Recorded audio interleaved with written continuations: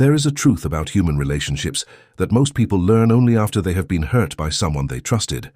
Not everyone who smiles at you is your friend. Not everyone who listens to you cares about you. And not everyone who stands beside you is standing with you. Sometimes the person you trust the most is quietly studying your weaknesses, learning your fears, understanding what makes you insecure, and waiting for the right moment to use that knowledge against you. This is not a reason to become cold, it is a reason to become aware. Carl Jung spent much of his work exploring the hidden parts of the human mind, the unconscious motives people refuse to see, and the psychological masks people wear in order to survive, belong and gain approval. And one of the most uncomfortable lessons of psychology is this: people do not always show you who they are. They show you what they want you to see. So before you give someone complete access to your life, your secrets, your emotions, your weaknesses, and your future, pay attention. Because trust should never be given simply because someone makes you feel comfortable. Trust should be earned through consistent behavior. Most people make the same mistake. They judge relationships by how someone makes them feel in the beginning. They see kindness, attention, compliments, long conversations, shared interests, and emotional connection, and they immediately assume they have found someone genuine. But the beginning of a relationship tells you very little about someone's character. Almost anyone can be charming when they want something. Almost anyone can appear caring when they are trying to gain access to you. The real character of a person appears later, when there is nothing left to gain, when you disagree with them, when you say no, when you stop giving them attention, when you become successful, or when you reveal a boundary they cannot cross. That is when the mask begins to crack. And this is why you should stop asking, "Do they like me?" and start asking a much more important question: what happens when I no longer give them what they want? Because that moment reveals more about a person than 1,000 beautiful conversations ever could. A genuine friend can handle your boundaries. A genuine friend can hear the word no without turning it into an attack. A genuine friend can disagree with you without trying to destroy your character. But a manipulative person sees your boundaries as obstacles. They become distant when you stop giving. They become angry when you refuse. They make you feel guilty for protecting your time. They remind you of everything they have supposedly done for you. Suddenly, their kindness comes with a price. And that is when you realize it was never kindness. It was a transaction disguised as affection. There is another sign people often ignore. Watch how someone reacts to your success. When you are struggling, many people will stand beside you. But when you begin improving, becoming confident, earning more, receiving attention, or simply becoming happier without them, their behavior may change. A real friend can celebrate your growth without feeling threatened by it. An insecure person may congratulate you with a smile while secretly becoming uncomfortable with your progress. They may make small comments designed to reduce your confidence. You're changing. You think you're better now. Don't get too confident. You were more fun before. At first, these comments seem harmless, but repeated often enough, they reveal something deeper. Some people don't want you to become your strongest self because your growth forces them to confront their own lack of growth. Your confidence becomes a mirror. Your discipline becomes a mirror. Your independence becomes a mirror. And instead of improving themselves, they try to make you smaller so they can feel bigger again. This is where Jung's idea of the shadow becomes useful. Every person has parts of themselves they don't want to acknowledge. Jealousy, insecurity, anger, selfishness, fear, the desire for control. The more someone refuses to face those parts, the more likely they are to project them onto someone else. Suddenly you become selfish because you protected your time. You become arrogant because you became confident. You become cold because you stopped tolerating disrespect. They are not necessarily describing you. Sometimes they are revealing themselves. And this is why emotionally mature people learn to listen carefully when someone criticizes them, but they don't automatically believe every criticism. They ask, is this feedback about my behavior, or is this person's unresolved emotion being placed on me? That single question can save you from years of confusion. Another mistake is believing that history automatically creates loyalty. It doesn't. Knowing someone for 10 years does not mean they understand you. Growing up together does not guarantee that someone will support you. Sharing memories does not mean sharing values. Some people stay in your life simply because you are familiar, not because the relationship is healthy. And familiarity can be dangerous because it creates a false sense of safety. You think, they've been here forever, so they must care about me. But time does not prove character. Patterns do. Pay attention to what happens repeatedly. Do they respect you when you're not useful to them? Do they defend you when you're not in the room? Do they keep your private conversations private? Do they admit when they are wrong? Do they apologize without immediately blaming you? Do they respect your success? Do they allow you to have other relationships without becoming possessive? Do they support your independence instead of trying to make you dependent on them? These questions reveal far more than words ever will. Because words are cheap, patterns are expensive. Anyone can say, "I care about you." But what happens when caring becomes inconvenient? Anyone can say, "I'm always here for you." But what happens when you are the one who needs support? Anyone can call you family. But what happens when you disagree? Character appears when affection becomes inconvenient. And there is something else you should understand. You do not need to hate people to stop trusting them. This is a powerful distinction. Many people think the only alternatives are complete trust or complete hatred. They are wrong. You can respect someone without giving them access to your private world. You can forgive someone without inviting them back into your life. You can wish someone well without allowing them to influence your decisions. You can love someone and still recognize that they are not safe for you. Distance does not always mean hatred.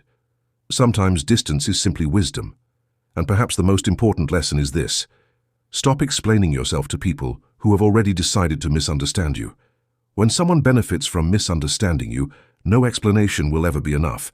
You can explain your intentions, you can explain your pain, you can explain your boundaries, you can explain why you walked away, and they may still twist your words because the truth is not what they are looking for.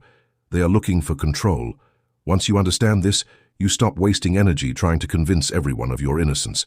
You begin to understand that not every misunderstanding requires a defense. Not every accusation deserves a response.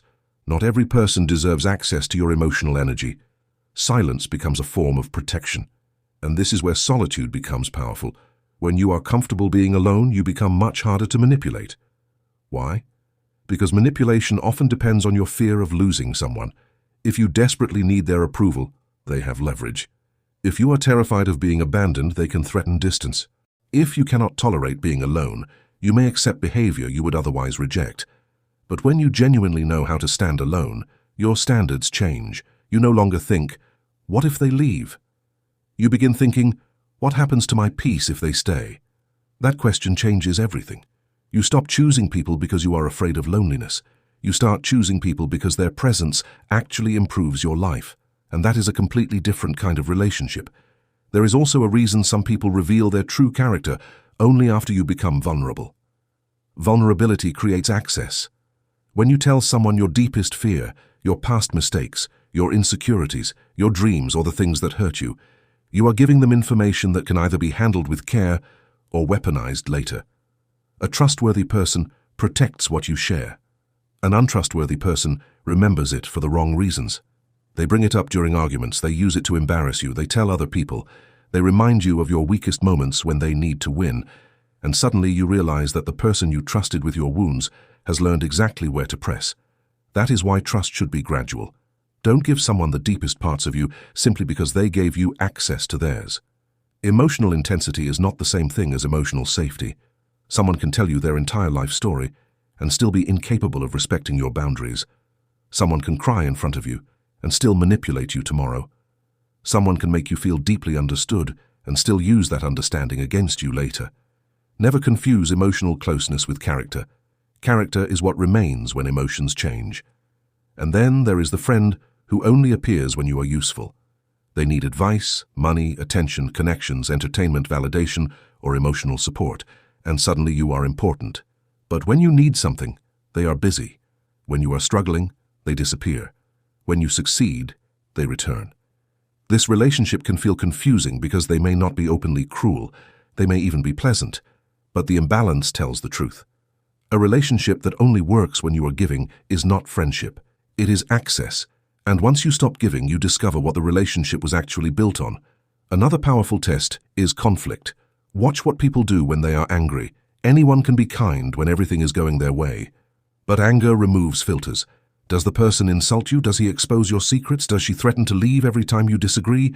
Do they bring up old mistakes to hurt you? Do they punish you with silence? Do they make you feel responsible for their emotional state? Do they deliberately say the one thing they know will hurt you the most? These moments matter because conflict reveals the methods someone uses when they feel they are losing control. A mature person can be angry without becoming destructive.